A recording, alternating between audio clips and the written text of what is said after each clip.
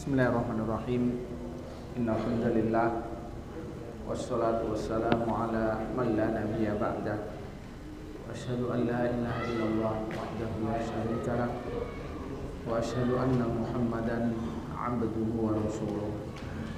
Sallallahu alaihi wa ala alihi wa sahbihi ajma'in. Amma ba'd. Ma'asyiral muslimin rahimani rahimakumullah. Prinsip yang keempat dalam transaksi jual beli dalam ilmu muamalah, yaitu tidak merugikan masyarakat banyak.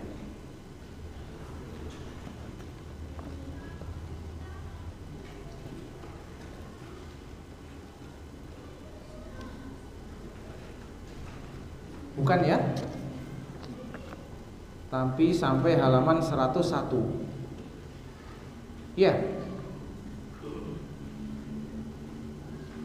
Iya. Syarat kedua, dasar suka sama suka. Iya, sampai di sini. Dasar suka sama suka. Kita sudah sampai pada syarat sahnya akad jual beli.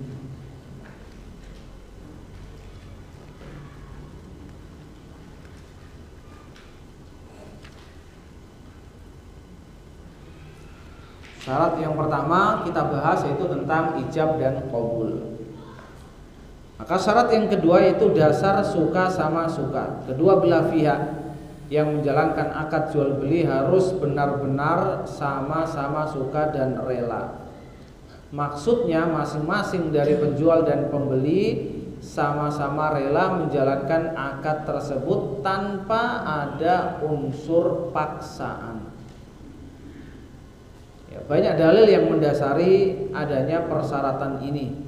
Di antaranya firman Allah Subhanahu wa taala, ya ayyuhalladzina amanu la ta'kulu amwalakum bainakum bil batili illa an takuna tijaratan an taradim minkum. Wahai orang-orang yang beriman, janganlah engkau makan harta di antara kamu dengan cara yang batil, kecuali dengan cara perniagaan jual beli yang berlaku atas dasar suka sama suka di antara kamu.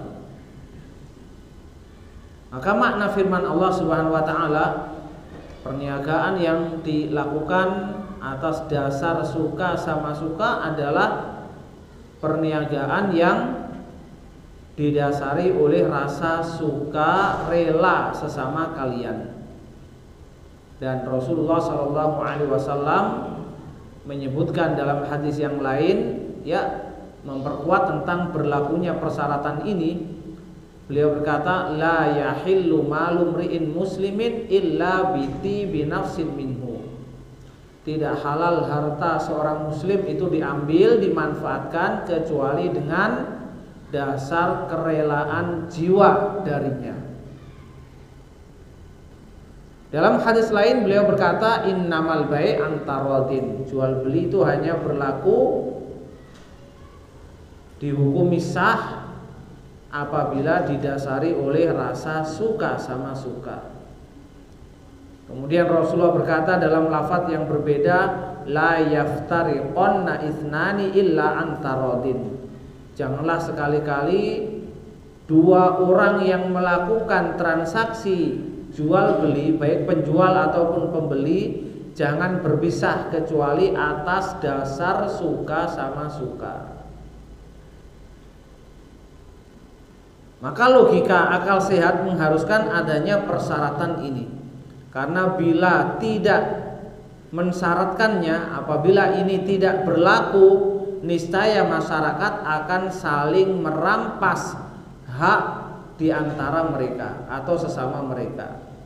Setiap orang yang menginginkan harta orang lain dapat saja langsung mendatanginya dan berkata kepadanya, saya beli hartamu ini dengan harga sekian.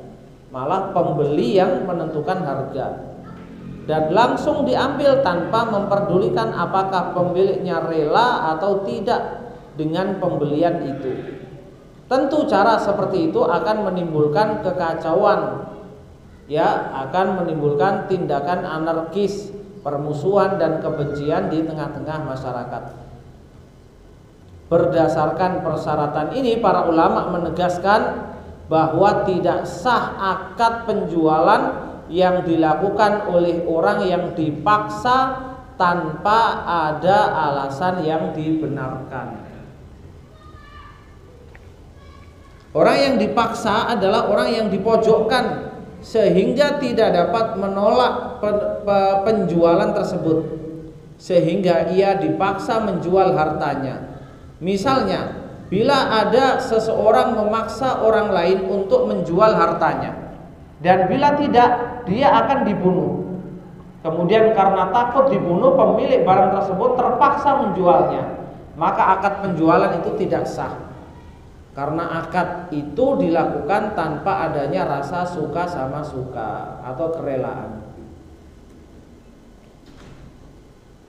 Nah, cabang dari pembahasan ini, ya, adalah sesuatu yang dilakukan atas dasar paksaan, tapi secara tidak langsung, yaitu apa? Hukum penjualan seseorang karena rasa sungkan atau segan. Jadi dia menjual dengan harga segitu itu karena sungkan, karena segan.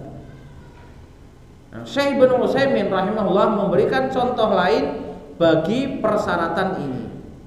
Contohnya, bila Anda mengetahui bahwa penjual ini menjual barangnya kepada Anda karena semata-mata rasa malu dan segan, maka tidak boleh bagi Anda untuk membeli darinya.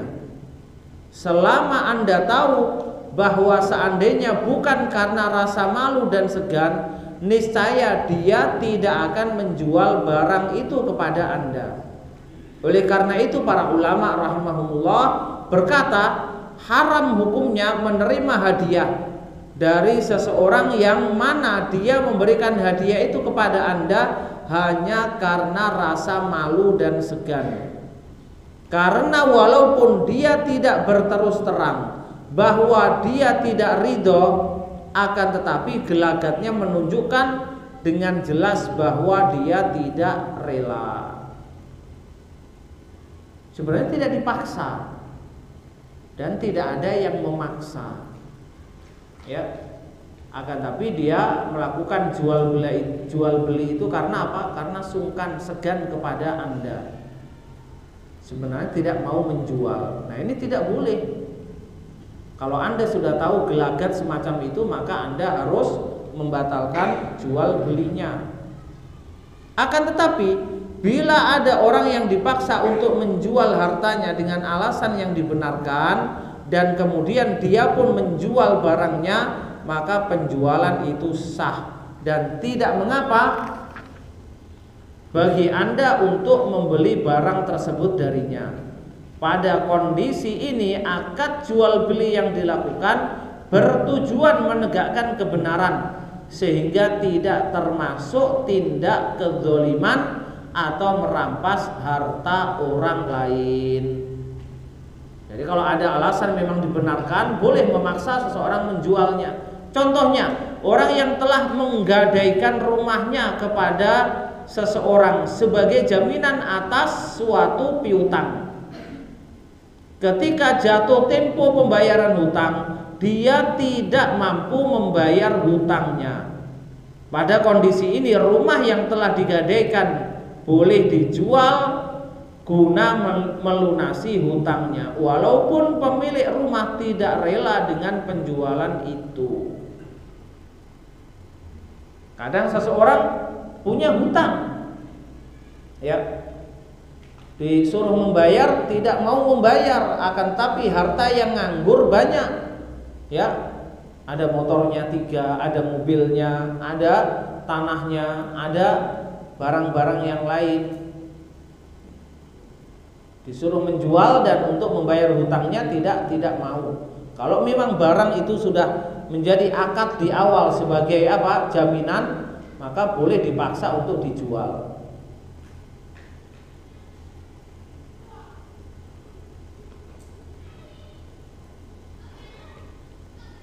dalam pertemuan sebelumnya ada pertanyaan tentang apa hukum ikut jual beli lelang dari perbankan. Ya, jual beli lelang dalam perbankan. Bukankah rumah yang dibeli dari bank itu sebagai apa? Sebagai jaminan. Kenapa banyak diantara para ulama yang mengharamkan dengan alasan itu tolong menolong dalam kezaliman? Allahu a'lam bishawab. Kita melihat bank itu sebagai pihak yang zalim. Kenapa? Karena nasabah itu diperlakukan sebagai penyewa. Kemudian yang kedua, barang yang disita itu adalah barang yang disita tanpa memperhitungkan uang yang sudah dibayarkan, dan disita di situ bukan untuk melunasi hutangnya. Bedakan dua hal ini, ya. Jadi mungkin ada yang mengatakan dulu kan ditanyakan tentang ikut jual beli lelang dari perbankan yang hasil apa? Hasil tarikan bank, baik itu rumah, mobil, motor dan semisalnya dari pembiayaan. Boleh nggak membeli barang itu? Jawabannya tidak boleh. Kenapa tidak boleh? Karena barang itu ditarik oleh bank bukan sebagai pelunasan hutang. Akan tapi ditarik itu memang untuk diambil dan tidak memperhitungkan lagi hasil penjualan lebih atau kurang. Bahkan kadang-kadang penjualan itu dijual dengan sangat murah hanya sekedar untuk menutupi sisa hutangnya. Jadi kalau misalnya sisa hutangnya 5 juta, motor yang ditarik itu masih laku 10 juta, mungkin hanya dijual sekedar itu saja, biar cepat laku dan permodalan mereka segera sehat kembali. Itu saja yang mereka butuhkan. Makanya barang-barang lelang itu dijual dengan sangat murah. Sedangkan barang jaminan itu tidak boleh dijual dengan sangat murah, harus dijual dengan harga yang wajar. Jadi pemaksaan dalam penjualan barang yang dijadikan jaminan itu hanya pemaksaan untuk dijual, tapi harganya tidak boleh dipaksa. Ya. Artinya dijual dengan harga yang wajar. Kalau seperti ini harganya memang 10 juta, ya wajarlah 10 juta. Walaupun dijual murah ya tidak terlalu murah, 9 juta sekian. Tapi kalau barang lelang yang tarikan bank atau pembiayaan kadang-kadang dijual setengah dari harganya. Kaum muslimin rahimani rahimakumullah. Nah, di antara bentuk sungkan, contoh yang disebutkan oleh siapa? Ibnu Utsaimin di atas. Di antara bentuk sungkan seperti apa? Seperti orang yang panen padi. Ini pernah kita bahas. Jadi kalau orang panen padi itu dibersihkan sama sekali, maka orang yang cari sisa-sisa itu tidak dapat apa-apa. Karena tidak dapat apa-apa, mungkin dia akan mencela orang yang panen padi, orang yang punya padi. Masa kita nggak disisakan sama sekali? Loh ini kan panen, kalau mencari sisa ya sisa betul. Jangan minta dikasih. Tapi karena malu akan dicela oleh mereka, akhirnya banyak disisakan. Maka kalau memang sudah tahu semacam ini, maka orang yang mencari sisa-sisa padi dari jerami yang sudah dibuang itu tidak boleh apa? Tidak boleh mengambil. Karena seseorang memberikan itu karena malu dicela, bukan karena apa? Bukan karena keridhaan. Ini dalam masalah hadiah. Demikian juga dalam masalah jual beli.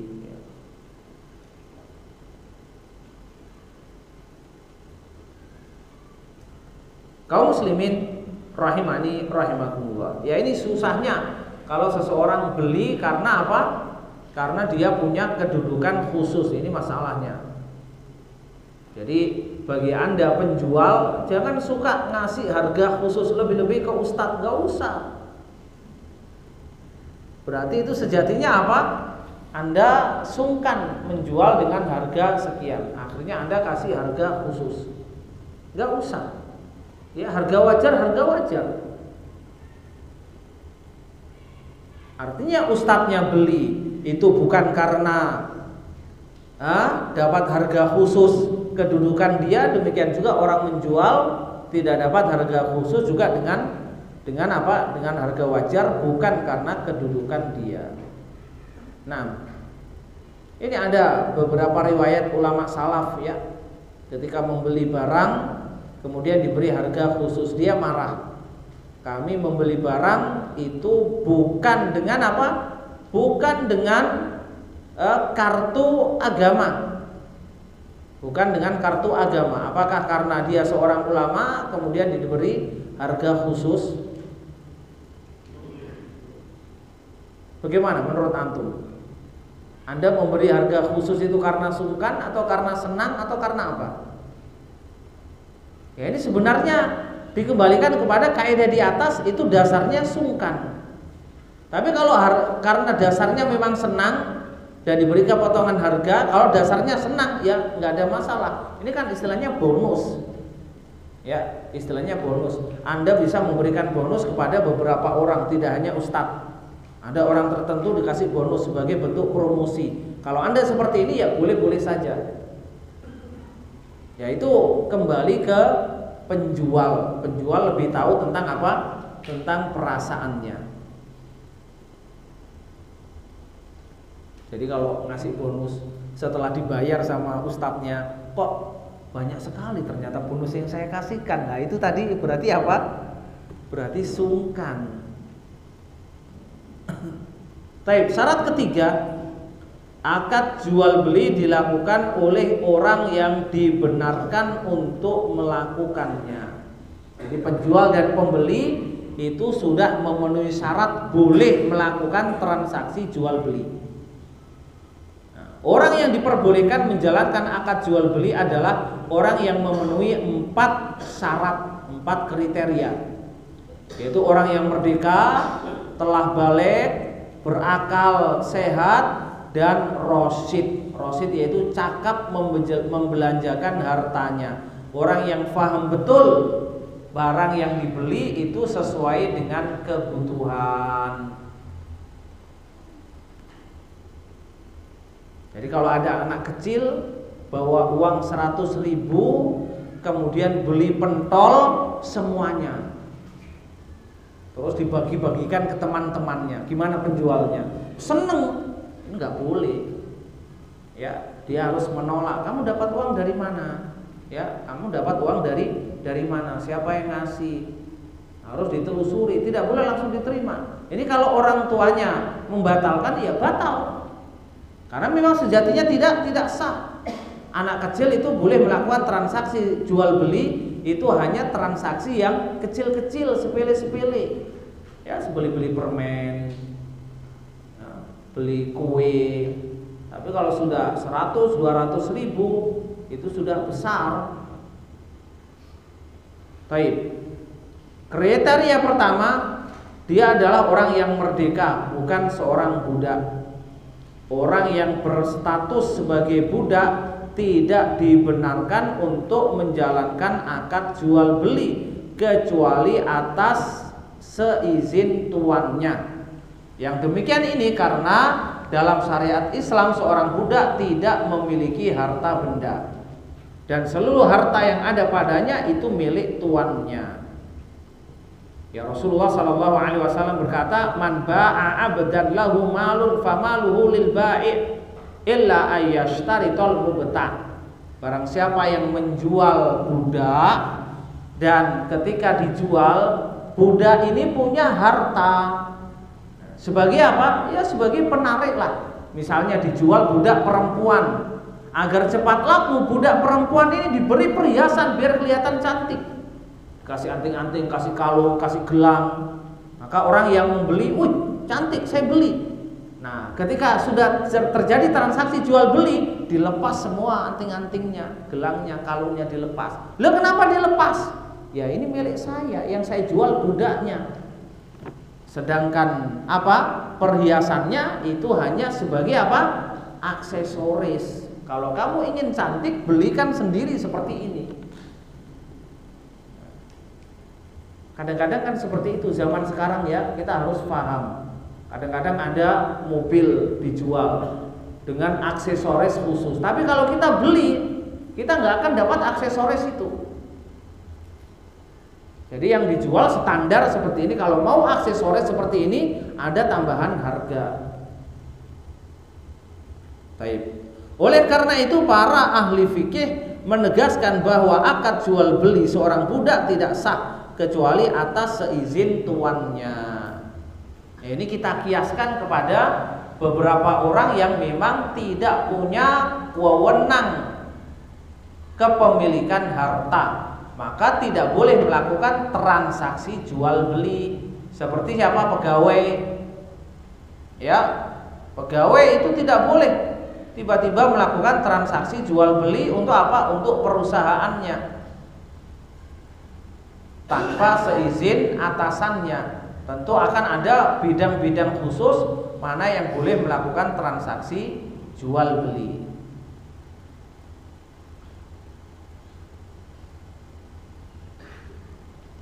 Kriteria kedua yaitu telah balik. Balik merupakan pertanda telah sempurnanya pertumbuhan fisik dan mental seseorang.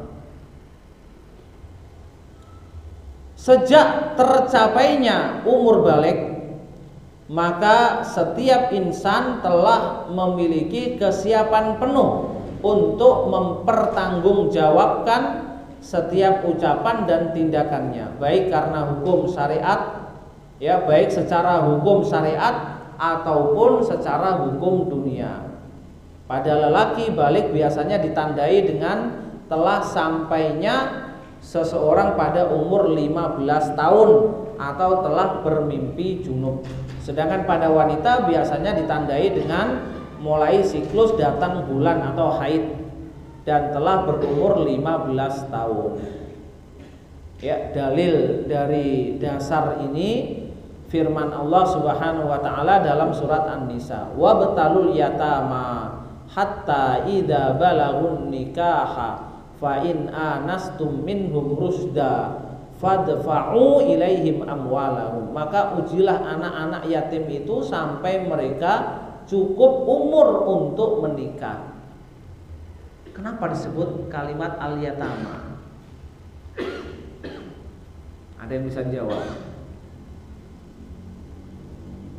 Padahal pembahasan yang kita bahas itu pembahasan anak kecil yang belum balik. Tapi pendalilannya, ya, dalilnya disebutkan dengan lafadz al-yatama. Nah, di sini ada pendalilan yang harus difahami, bahwasannya seseorang itu dihukumi anak yatim kalau belum balik. Kalau sudah balik tidak lagi yatim. Ya, kasihanilah saya ini anak yatim. Ya, sudah tidak ada ibu, tidak ada ayah. Padahal dia sudah umur 40 tahun. Maka kalau sudah balik tidak lagi disebut anak yatim, karena dia bisa berusaha, dia bisa bekerja. Maka ketika kita terjemahkan ayat di atas, wa batalul yatama hatta idza balagun nikah, dan ujilah anak kecil yatim yang belum balik dalam apa? Dalam mengurus hartanya. Mungkin ada anak yatim tapi ada peninggalan warisan yang banyak. Sebelum engkau serahkan, ya, diuji lebih dahulu. Maka ujilah anak-anak yatim itu sampai mereka cukup umur untuk menikah. Ketika sudah balik, cukup umur untuk menikah, itu balik. Ya. Fa in anastum minhum rusda, kemudian jika menurut pendapat kalian mereka telah cerdas, yaitu pandai dalam memelihara harta, ya, fadfa'u ilaihim amwalahum, maka serahkanlah kepada mereka harta-harta mereka. Ini sudah balik semua ini yang anak pondok ini ya, sudah balik ya? Hah? Ya mayoritas balik. Tapi sekarang pertanyaannya, apakah sudah sampai rusda? Apa itu rusda? Rusda itu cerdas dalam mengelola keuangan. Jadi kalau Anda dikasih uang 300.000, yang penting habis saya puas, lah Anda belum rusda. Dikasih uang 1 juta, yang penting saya beli HP, nggak peduli besok makan apa, Anda belum rusda. Rusdu itu adalah orang yang pandai dalam memelihara hartanya. Jadi kalau saya itu dikasih uang 1 juta, orang tua bilang ini untuk 3 bulan, maka saya harus mencukupkan 3 bulan. Untuk beli apa? Beli yang penting-penting saja dulu. Jadi kebutuhan pokok di pondok apa? Ya beli sabun. Kebutuhan pokok, makanan pasti ada. Tinggal kebutuhan pribadi masing-masing itu sabun dan semisalnya. Dia paham. Hanya ini yang saya beli, saya tidak akan beli yang lain.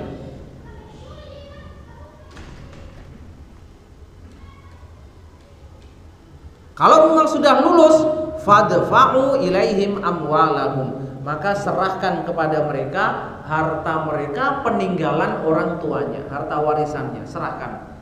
Tidak boleh lagi dikuasai oleh orang lain.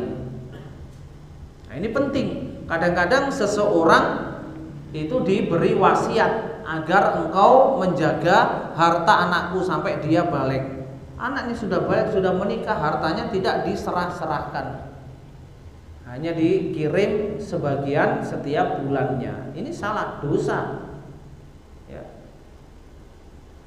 Bahkan seseorang tidak boleh makan harta anak yatim kecuali dengan cara yang terbaik. Cara yang terbaik itu apa? Harta ini dikembangkan, kemudian hasilnya barulah boleh dia makan secukupnya sesuai dengan apa? Sesuai dengan jerih payah kerjanya.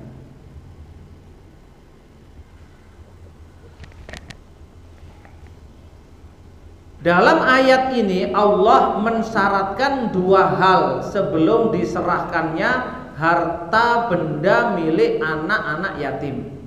Yang pertama, mereka telah cukup umur untuk menikah, yaitu telah balik. Kemudian yang kedua, cakap dalam membelanjakan harta bendanya. Walaupun permasalahannya seperti disebutkan di atas, namun perlu diketahui bahwa dalam hal-hal yang remeh dan nilai jualnya murah, biasanya para ahli fikih memberikan toleransi. Ya, untuk anak kecil beli permen, beli kue 1.000, 2.000 boleh, sah. Imam Taqiyuddin Al-Hisni berkata, dan diantara hal yang telah memasyarakat adalah kebiasaan menyuruh anak-anak kecil untuk membeli berbagai kebutuhan. Dan kebiasaan ini telah memasyarakat di setiap negeri. Dan kadangkala seseorang terpaksa untuk melakukan ini.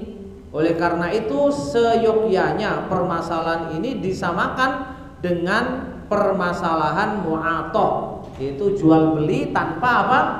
Tanpa adanya lafadz ijab dan qabul yang sudah kita bahas. Maka dikiaskan ke sana. Karena anak kecil tidak melakukan apa? Tidak melakukan transaksi ijab qabul. Diserahkan uangnya, nunjuk barangnya, diambil, pergi. Apakah dia tanya harganya? Kadang-kadang anak kecil tidak tahu harganya. Yang tahu harganya siapa? Penjualnya. Maka diantara syarat sahnya jual beli, harga itu harus tahu. Nah, anak kecil kadang-kadang tidak peduli harganya berapa. Pokoknya dia punya uang seperti ini, dapatnya berapa dia tidak tahu. Tapi ini kan remeh ya, hanya 1.000, 2.000, paling 5.000. Kalau anak TK ya, anak TK, anak SD kelas 1 biasanya kalau sekolah dikasih uang jajan berapa? Saya nggak pernah ngasih uang jajan anak saya. Jadi kalau sekolah ya kita kasih bekal, tidak jajan. Kenapa? Karena anak saya sensitif. Kalau beli sedikit makanan yang ada vetsinnya, pulang batuk-batuk. Jadi kita kasih apa? Bekal dari rumah. Biasanya dikasih berapa? 5.000, insyaallah.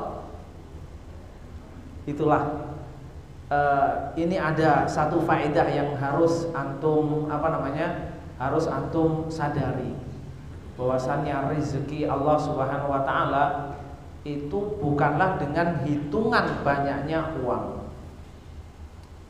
Akan tapi kadang-kadang rezeki Allah itu antum dapatkan dalam bentuk sesuatu yang tidak bisa digambarkan dengan uang. Ya. Jadi ada orang Allah beli rezeki, gajinya setiap bulan 4 juta, 5 juta, tapi nggak punya rumah. Ya. Ada orang diberi rezeki rumah, tapi gajinya pas-pasan, hanya 2 juta, 1,5 juta, tapi dia punya rumah. Nah ini orang yang punya gaji iri sama orang yang punya rumah iri sama orang yang punya gaji. Jangan seperti itu, ya. Mintalah kepada Allah Subhanahu wa taala rezeki secara umum, jangan menyebut uang. Ya Allah berilah saya uang 1 miliar. Ya Allah berilah saya uang 2 miliar. Belum tentu juga Anda bisa beli apa-apa. Tapi mintalah rezeki secara umum, rezeki kecukupan. Ya. Makanya doa-doanya Rasulullah itu apa? Allahumma aghnini bihalalika an haramin. Berilah saya kecukupan, ya, dengan apa yang engkau halalkan dan dijauhkan dari apa yang engkau haramkan. Diberi kecukupan. Nah, kalau kita berbicara sekarang dikasih 5.000. Saya dulu sekolah SD itu dikasih 15 rupiah. 15 rupiah. Sekarang 5.000, subhanallah. Tapi apa yang didapatkan? 15 rupiah itu bisa beli apa? Es, bisa beli nasi pecel. 15 rupiah. Subhanallah. Sekarang 5.000 dapat nasi pecel, nggak dapat. Nasi pecel berapa? 15 sekarang. Jadi sebenarnya rezeki kita yang dulu hanya dikasih 15 rupiah dengan 10.000 zaman sekarang, lebih banyak mana? Itulah, ya. Baik, kita kembali ke pembahasan yang kita bahas. Maka jual beli yang sepele, remeh, yang dilakukan oleh anak-anak yang belum baligh, ini diberi apa? Diberi keringanan. Karena hukum jual beli senantiasa menyesuaikan dengan tradisi dan adat istiadat. Ucapan ijab dan qabul disyariatkan guna menunjukkan adanya rasa suka sama suka, agar dengan cara ini kita tidak memakan harta orang lain dengan cara yang salah, dengan cara yang batil. Dan bila maksud dari adanya ijab dan qabul, yaitu adanya suka sama suka, sudah terpenuhi dengan pembelian yang dilakukan oleh anak-anak kecil, maka hendaknya inilah yang dipertimbangkan untuk dihukumi sah. Ya, tentunya dengan syarat barang yang mereka beli seharga dengan uang yang mereka serahkan. Jadi kalau misalnya penjual menipu, ya jual belinya batal, boleh dituntut oleh orang tuanya. Tadi saya kasih uang 5.000, kenapa hanya dapat 1 kue? Seharusnya dapat 4 kue.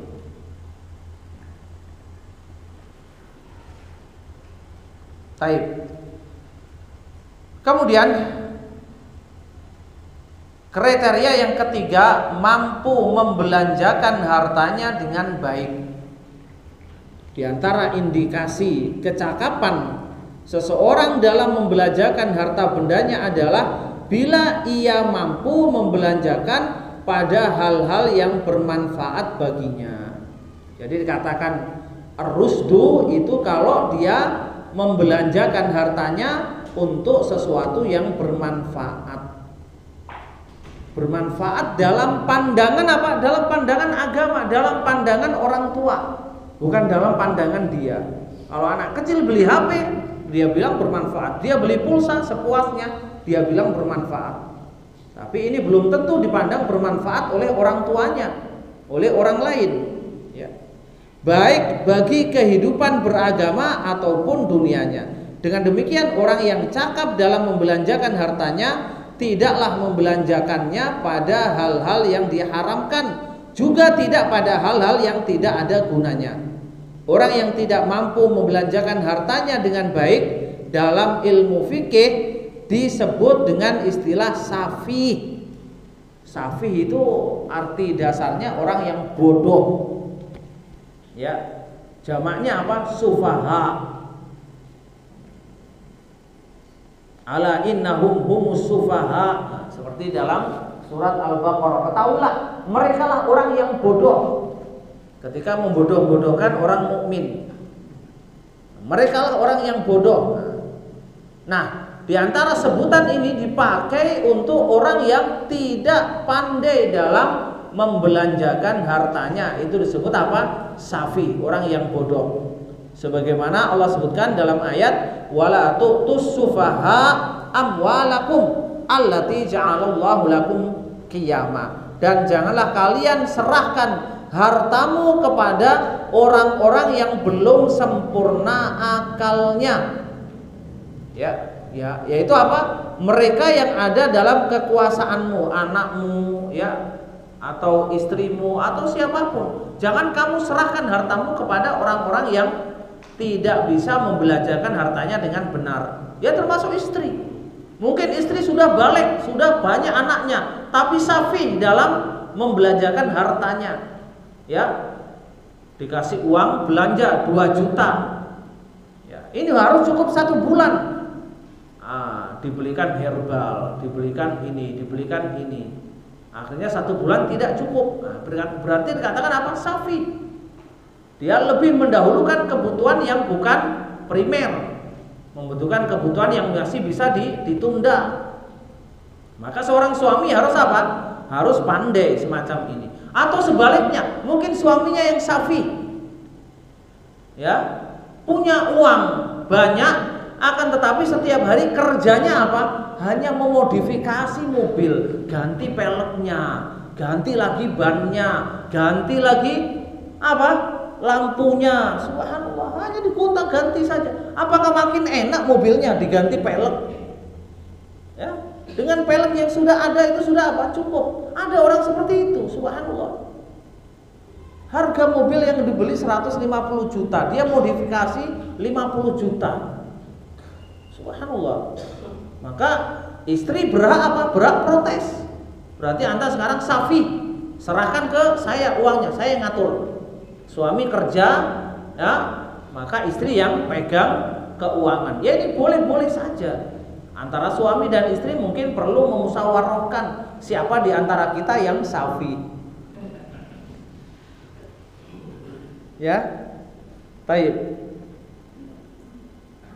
Allati ja'alallahu lakum qiyama, yang dijadikan Allah sebagai pokok kehidupan bagi kalian. Baik. Ini kalau dalam dunia yayasan, dunia tata usaha dan yang lainnya, ya pandai-pandailah memilih seorang bendahara. Harus pandai-pandai. Karena dia yang akan apa? Menjaga keuangan tata usaha dia dan menjaga keuangan perusahaan dan yayasan. Jadi ada seseorang memegang uang, pemasukan banyak, akan tetapi dalam 1 tahun kas yayasan tidak pernah bertambah, malah berkurang. Kok bisa? Laporannya ada, iya laporannya ada. Maka seorang bendahara itu tidak hanya kita butuhkan laporannya, jujur dia tidak berdusta. Ini semua digunakan untuk apa? Untuk pondok. Ini semua digunakan untuk perusahaan, untuk yayasan. Akan tapi yang kita butuhkan bagaimana dia bisa menghemat. Sesuatu yang tidak perlu dibeli nggak usah dibelilah. Sesuatu yang bisa dihemat, dihemat. Tapi jangan apa? Jangan terlalu pelit. Ada sekolah, ya. Sekolah ini muridnya sudah ribuan. Akan tetapi Printer itu hanya satu. Beli printer lagi jangan, gunakan itu saja. Ini pelit atau bukan ini? Hah? Komputer juga demikian. Ya, ini sudah tidak apa? Tidak mencukupi, ya dibelikan. Makanya untuk melihat maslahat benar dan untuk menjauhi melampaui batas dalam suatu kebijakan itu harus dimusyawarahkan bersama. Tidak boleh orang belanja sendiri-sendiri. Kecuali kalau itu pondok pribadi, terserah dia. Tapi kalau ini adalah sebuah yayasan milik bersama, perusahaan milik bersama, ada investor, maka harus apa? Harus dimusyawarahkan. Tidak boleh bertindak sendiri-sendiri. Untuk menjauhi apa? Untuk menjauhi perasaan diri yang mungkin di situ ada maslahat dia. Kenapa tidak dimusyawarahkan? Ya, mungkin ada maslahat dia yang tidak ingin di-cut kalau ada musyawarah. Mungkin. Ya. Di antara maslahat diri apa? Kerabat. Kenapa Anda serahkan proyek ini ke fulan tanpa musyawarah? Ya, itu karena kerabat dia. Bagaimana kualitasnya? Itu kesekian kalinya. Yang penting kerabatnya dapat apa? Dapat proyek. Nah, ini kan masalah. Ya. Baik. Ibnu Katsir rahimahullah beliau berkata, dan dari ayat ini disimpulkan syariat hajar. Hajar di sini maksudnya adalah apa? Mencekal kebebasan seseorang dalam membelanjakan hartanya. Jadi kalau orang itu sudah dihukumi syafi, tidak pandai menjaga hartanya, maka langsung diblokir. Anda tidak boleh beli barang yang harganya lebih dari sekian, atau Anda tidak boleh beli selain bahan makanan, maka dihajar.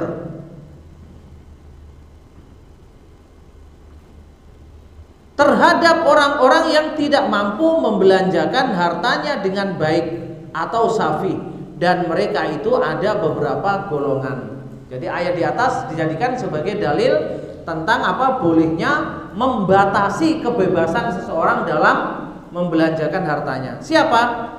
Kadangkala hajar diberlakukan kepada anak kecil karena anak kecil ucapannya tidak dianggap. Kadangkala diterapkan kepada orang gila, kadangkala diterapkan kepada orang yang buruk dalam membelanjakan hartanya karena akalnya yang kurang sempurna atau agamanya yang kurang baik.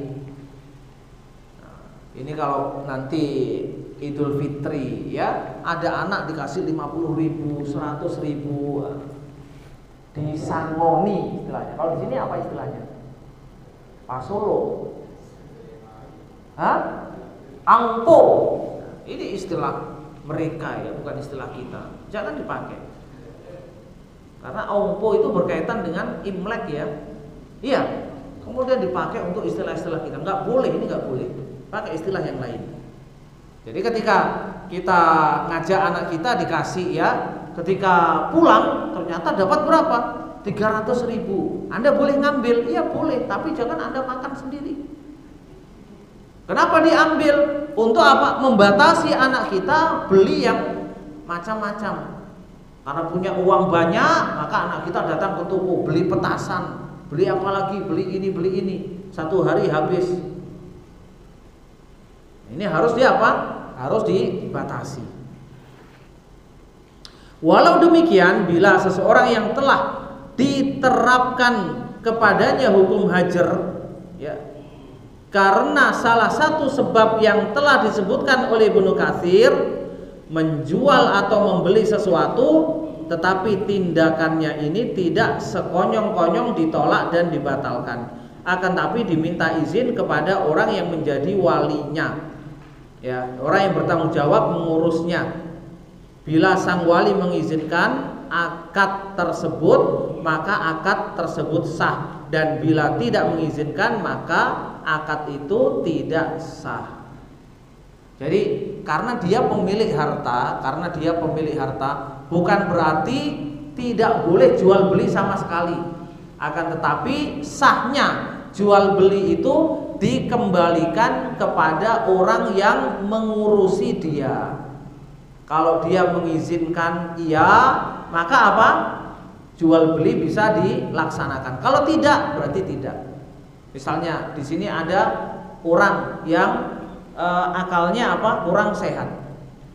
Dia kaya, orang tuanya kaya, akalnya tapi kurang sehat, kurang waras. Jadi kalau ngomong itu tidak sadar. Kemudian melakukan transaksi jual beli, maka penjual itu harus menelpon orang tuanya. Ya, penjual harus menelpon orang tuanya. Anakmu datang ke tokoku mau beli ini. Bener enggak? Ya, diizinkan apa tidak? Kalau orang tuanya iya, memang sudah izin tadi mau beli HP harga 5 juta. Kasih. Oke, transaksi jual beli. Kalau orang tuanya tidak kami izinkan. Ya, kami tadi itu ngambil kartu ATM tidak apa? Tidak minta izin, diam-diam. Kartu ATM-ku itu yang dibawa. Maka penjual mengatakan apa? Tidak bisa dilanjutkan transaksi jual beli. Nah, di sini penjual dibutuhkan apa? Kejujurannya. Baik. Kita cukupkan sekian ya. Masih ada dalil yang mungkin kita bahas pada pertemuan yang akan datang. Sallallahu alaihi Muhammad wa ala alihi wa sahbihi ajmain. Adzan ya, setelah itu kita tanya jawab.